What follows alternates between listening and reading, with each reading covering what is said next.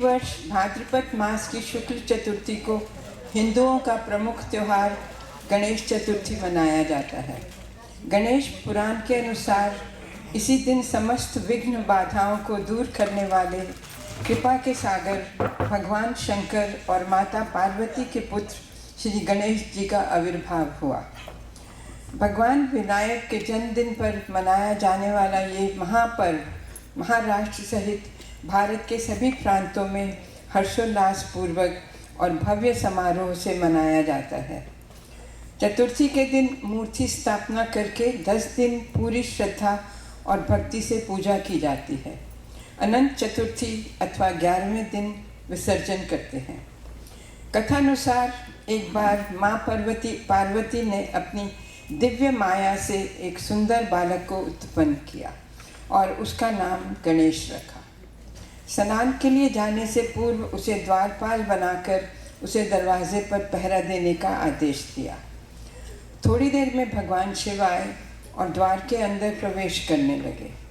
गणेश जी ने माता की आज्ञा के अनुसार उन्हें अंदर जाने से रोक दिया।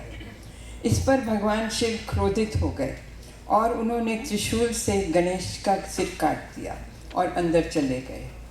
जब पार्वती जी ने गणेश का कटा हुआ सिर देखा तो अत्यंत क्रोधित हो गए, यहाँ तक कि ब्रह्मा विष्णु और महेश को उनकी स्तुति करके उन्हें शांत करना पड़ा और शिव जी से बालक को जीवित करने का अनुरोध किया।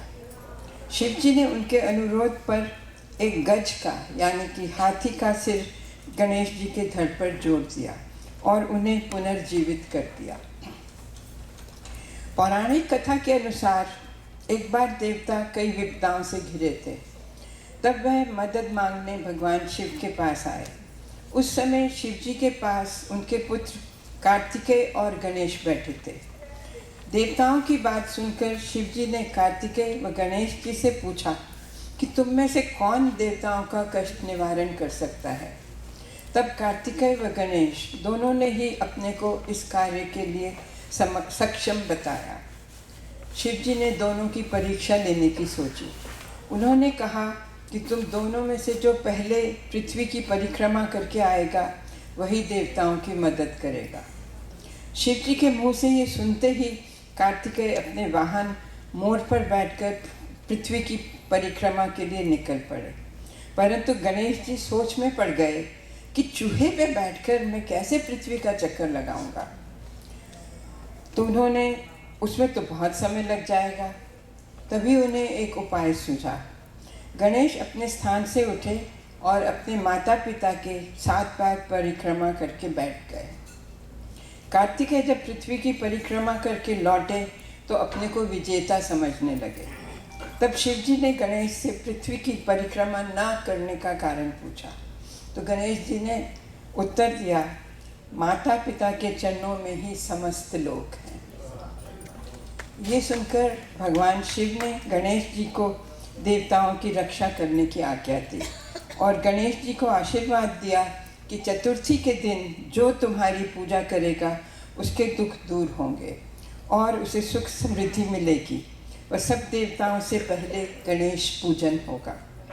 इसलिए हर मंगल कार्य गणेश पूजन से आरंभ होता है। गणेश जी बुद्धि और समृद्धि के भगवान हैं। सभी बाधाओं और मुश्किलों को हराते हैं।